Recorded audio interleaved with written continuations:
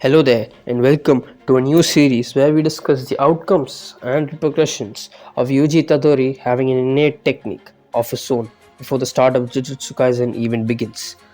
His innate technique, anti-gravity system, is the exact same as his mother, Kaori Itadori, or as we know her, Kenjaku, the body-hopping sorcerer.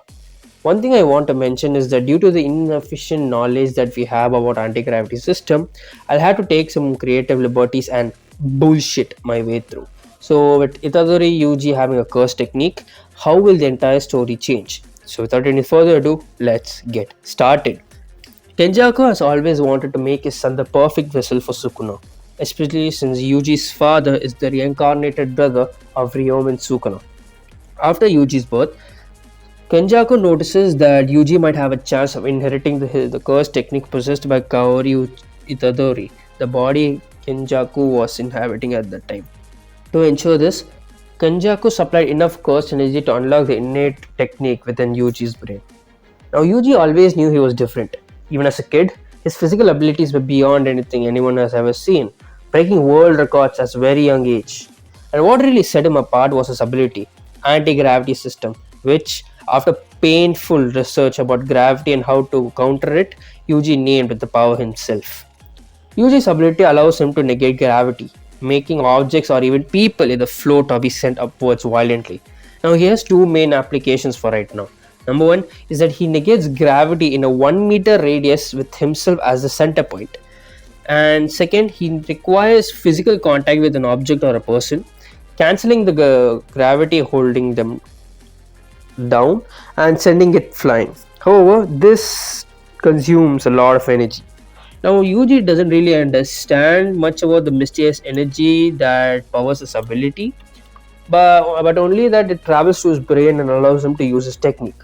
His grandfather also doesn't know much about it either, but he wants Yuji to keep it hidden. As Yuji grows up, people become interested in his unnatural physical capabilities, often trying to recruit him into sports. However, Yuji avoids being used and opts to join the occult club, where he believes he can stay low. One day, while hanging out with his friends in the club, they find an object wrapped with a talisman. Yuji senses something wrong with it, but he can't explain why. Later, Yuji receives a call from the hospital. His grandfather, Wasuke Itadori, is dying. On his deathbed, Wasuke tells Itadori to live freely, surround himself with people who care about him, and avoid dying alone. He also reveals some secrets about Yuji's parents. Wasuke explains how Kaori Itadori, Yuji's mother, always felt off as if she weren't fully herself. He also suspects that Yuji's strange power is connected to her, but before Yuji can process this revelation, his grandfather passes away. While Yuji is dealing with the paperwork, a young man named Megumi Fushiguro introduces himself, asking about the finger or talisman.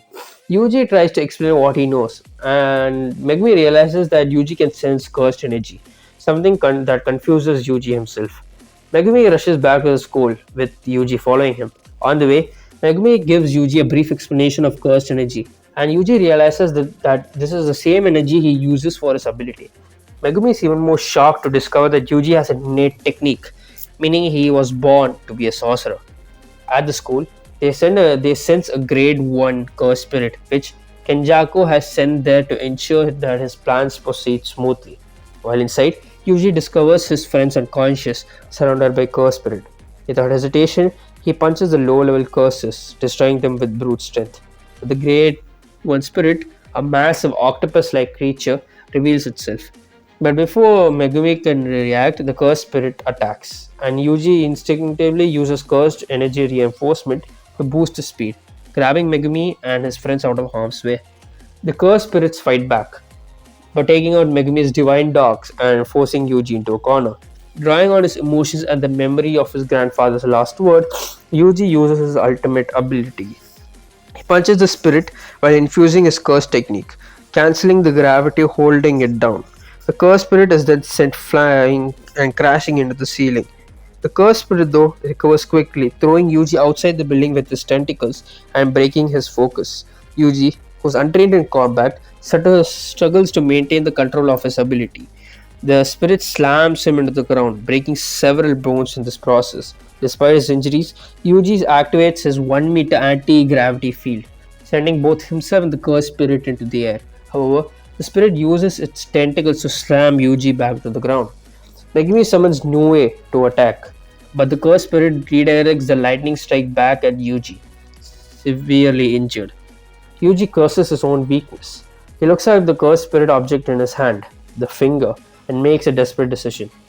Yuji swallows the finger despite Megumi's protests, and almost instantly, the cursed spirit is obliterated. Sukuna, now reincarnated, takes control of Yuji's body. He revels in his newfound freedom and then is challenged by Megumi. But Yuji, who's still conscious, gets his body back.